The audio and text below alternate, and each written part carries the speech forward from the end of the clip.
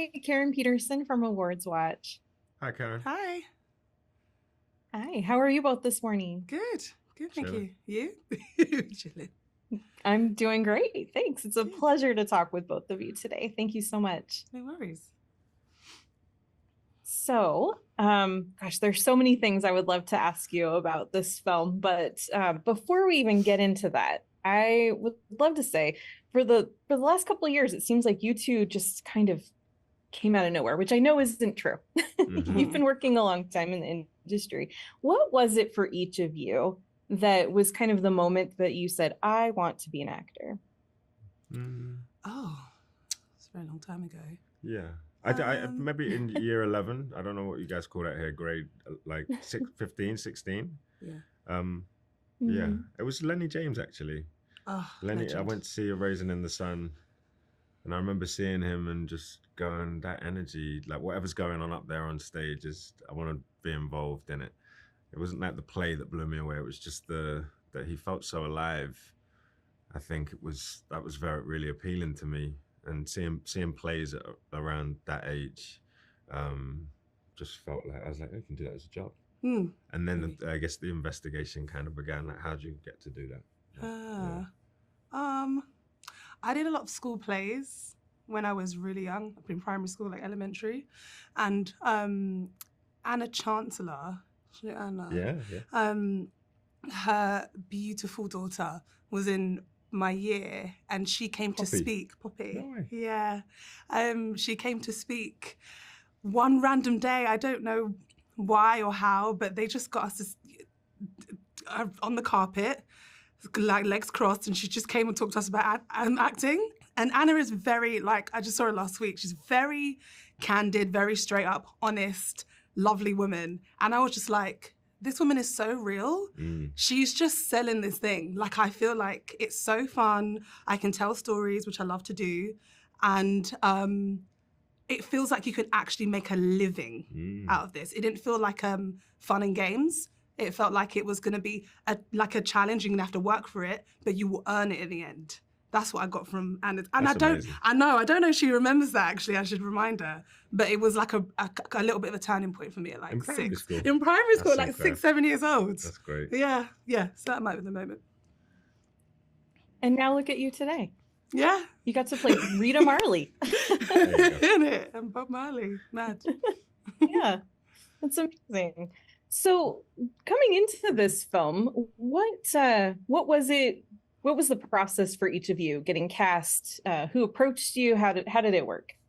Just I had to jump through a few hoops, do a few tapes, and then tape again, and test, and all of it kind of led to Ziggy and Sadella and everyone seeing the tapes, and then sort of proving and saying we now need him to come over and spend some time with us so we can get to know him, and then it kind of went from there. For me, and then we sort of met in that process as well. We sort of got together.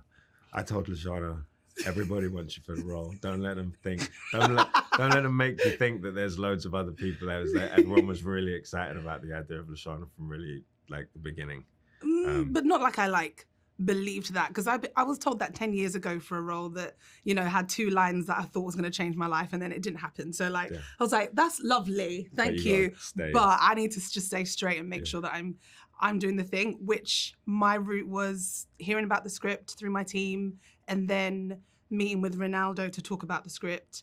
Did not have a script, did not have an audition, did not have anything in place. I just was like curious to know what the process would be. And we had a really open discussion about what it could look like.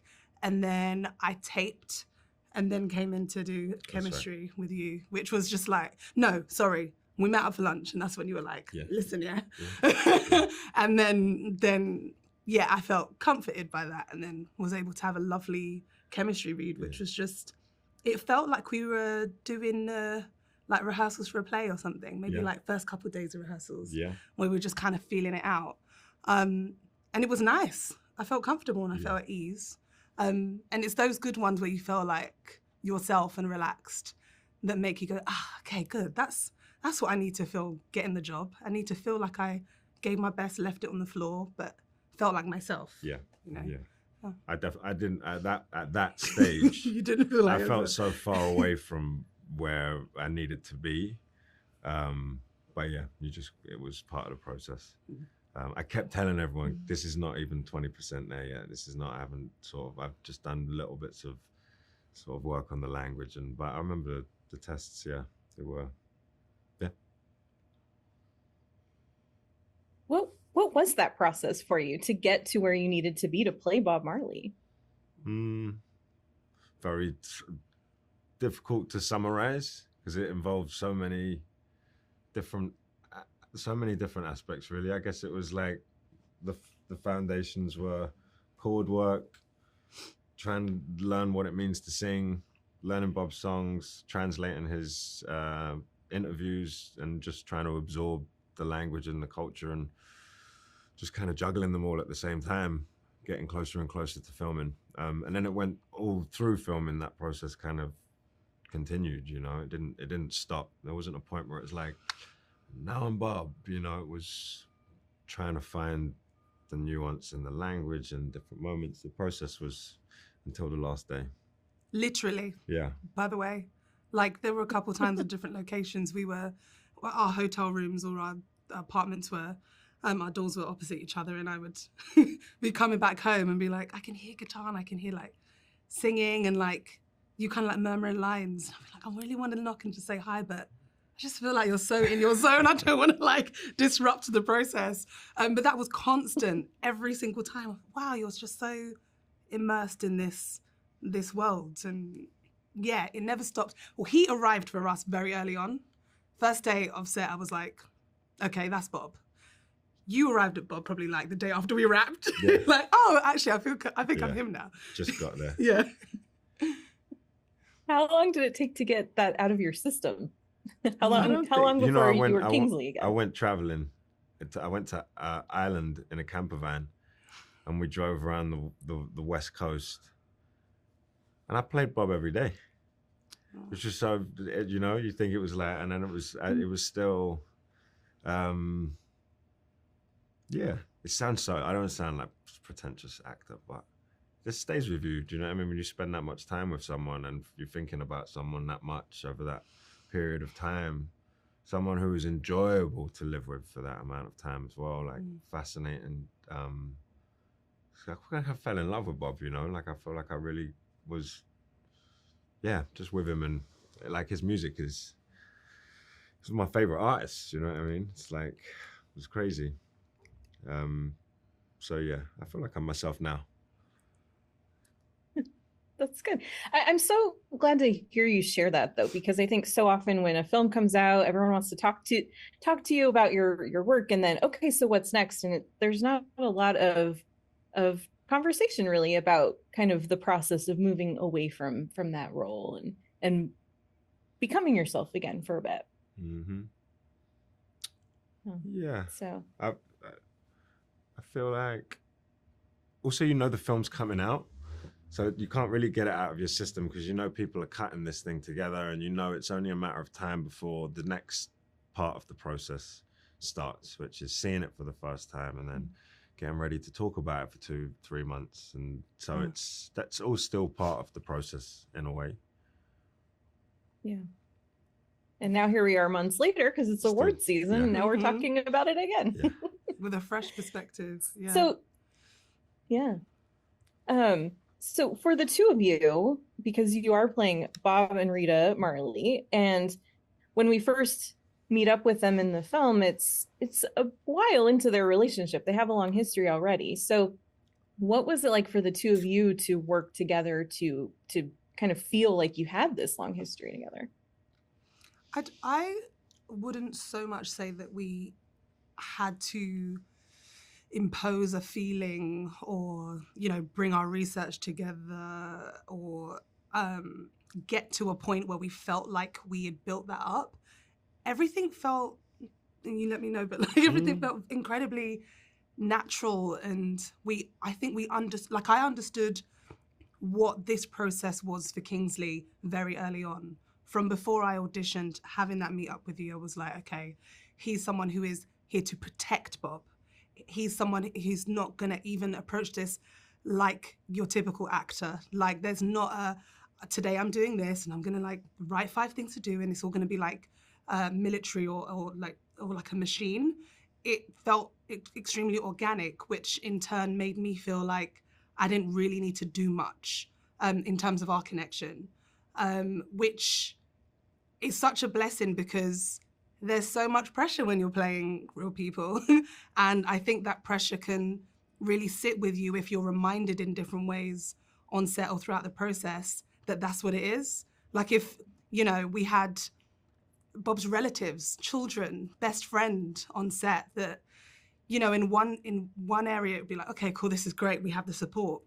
But in another you'd be like, oh my gosh, this is his offspring who are there with us as we embody their parents. Like, this is such a massive deal. But then when I looked at Kingsley, whether it be before a take or during, I would always feel like, and this sounds very woo-woo, but like we were transported into like another time. We were in a different place. The cast were in a different place. It felt like we had kind of brought this energy that just came from somewhere energetically that the set had to embody eventually, you know? I don't really think we gave each other a choice but to do that. And with that, it meant that the roles that we play for one another as Bob and Rita kind of just like, they were just ingrained very early on. I felt like I was his Rita on set. Whether it be on and off camera, I'd be like, are you sleeping? What are you doing? Have you taken a rest? No, don't bother him. He needs a second. Where's the guitar? Like I felt so instructed in a different way to make sure that Kingsley had what he needed. And that's not just from like not mothering, but like I don't know, I just saw the importance of what he was doing spiritually.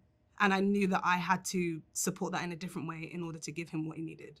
Does that make sense, you know? Yeah, so the process is like, it changed every time, whether it be me seeing Kingsley or me feeling like I don't know, had got to a different part in my research and development that made me feel like I was sitting in her more. But then other days where I felt like, oh, actually, I don't quite resonate with this part of her journey. What is that? What do I need to go into in myself to find that for her? And then reminding myself that we're gifting these people with representing them in the way that we feel like they deserve. Yeah. Yeah. I'm not following that. Yeah, I think ease though as well. So, like there was a lot of the conversations we had eventually got us to a place where it's like how you show that unconditional love and that history in a way that's supporting the theme of the story of one love between these two people. It's about ease and it's about creating an energy in what's not said. When you're not speaking, when you've known someone for that long, you don't have to do too much. So it was about dropping into that as well and trusting that. Which informed a lot of like the script and how we worked with the director and how we approached the work every day. Yeah. Sometimes you think, gosh, this character has a monologue and that's really good. I'm glad they get to explain themselves. Yeah. Here it just felt like slash the lines. Yeah, like don't need take to say every that. Yeah, they're saying it already in so many ways. Yeah. And so much of your communication is in either through music or nonverbal. We see a lot of that with the two of you. So did it take a lot of work to get there or was it pretty easy once you felt familiar and comfortable with the roles? Music? Sorry, just the way that you are able to work together on camera through music, through nonverbal communication. I guess it's just different. People have different degrees of chemistry and talent, and sometimes it works and sometimes it doesn't. And this one worked. I don't know like what the scientific explanation that is. You're just grateful when it happens. And like, oh, phew. It's normally to do with, I think it's not the kind of acting teacher in me coming out is like people are either listening and responding to each other or they're not. So if someone comes in and they're just rowing their own boat, like, this is how I'm going to do this. This is my part, and this is how I'm going to do this bit. And they don't engage in trying to receive what the other person is adding to the scene. you're never going to get into an organic flow of back and forth. So yeah, it's about listening and responding, and of course you have got to do the pre-work leading up to it. But I think we listened to each other. Yeah, I think that when you're working with an actor who, I hope I'm not putting, it's what I thought your process was at different times. You see that I saw that Kingsley was making choices as Bob, like he'd done his homework and all the research and all the things. But it's in terms of the choice for this scene and that scene and this scene and that day, it didn't feel like he'd showed up with, it's got to look like this.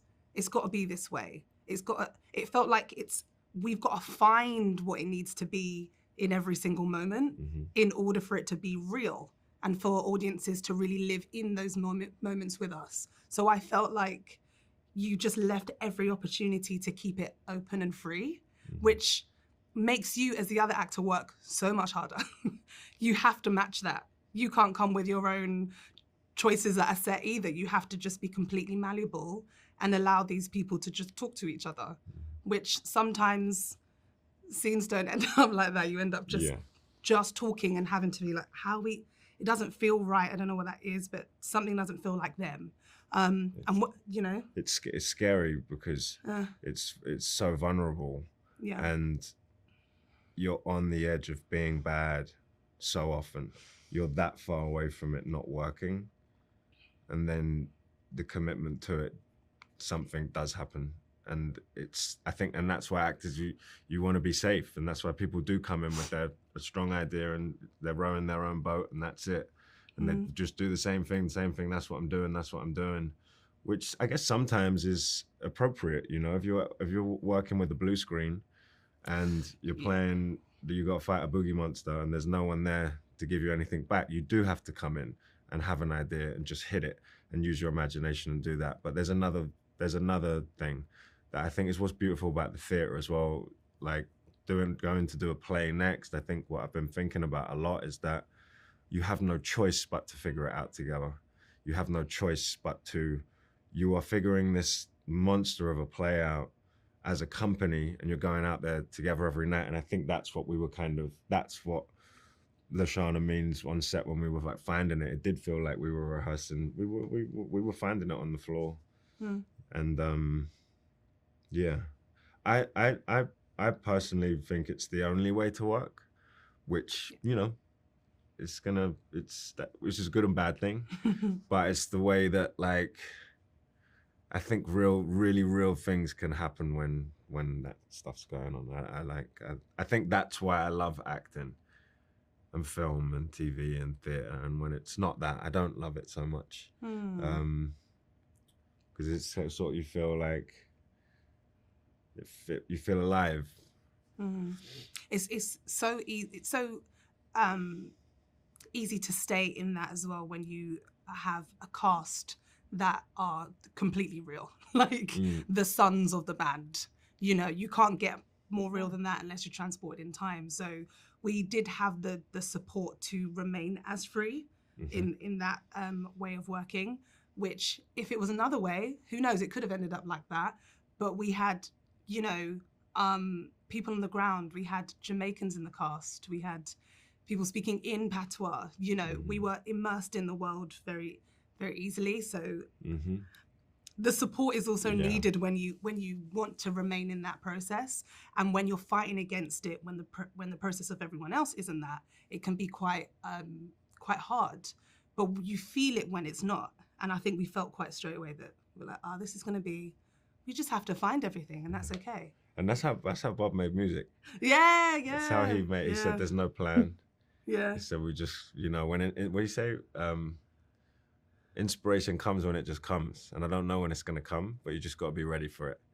And I'm forgetting the actual quote now, but yeah. Also, when you're working with children, and you're working with people who aren't actors. Yes. I was very aware of needing to try and help keep them in a space of like not getting stiff, because if you're not trained or you're young, and little boys so young, they get tired, and and they want to have a Yes. nap, and then they'll look at the camera and all of that. So trying to keep it real for them as well. So trying to have an experience with them Yes. was really interesting, like in the studio with the guys, and trying to make it as free flow as possible, and using improvisation and laughter, which allowed Ray to have a lot of things to be able to like cut around and pick up on their natural, because they all could play, you know. And what was interesting is Ziggy and all of those, because they're musicians and they're artists, they understood the language. They understand the language of creativity. So none of it felt like riddles to them. They were like, oh, that's actors. Oh, you do that. We kind of do that, you know. And they see me going over my lines and my lines and my lines. It'd be like, yeah, that's like chords, you know. You just got to go over them and over them until they set in your body. So we were all able to communicate creatively really well. Those moments, I know we're going on with this answer, but those moments are very special when they are caught on camera and stay on camera. Because I remember with the kids, it was a very late night, the Redemption song scene. Oh yeah, go on. And they were ready to sleep. They just, you know, the youngest especially was just like, he was so done. And I remember being like, I'll carry you. How about I carry you? And we can walk out to the scene together. And if you wake up, great. And if you don't, fantastic. And he didn't. He just like held on really tight to me. And that made me feel even more so sympathetic for the moment, that family moment, which genuinely made me cry. And then I cried, and then that was like a tender moment between Bob and Rita. So sometimes you get the magic, and it's wonderful. Yeah, it really is wonderful, and it's been so great to talk with both of you today about this film. I really enjoyed it, and thank you so much for your time. Thank you. Thanks That's so fun. much.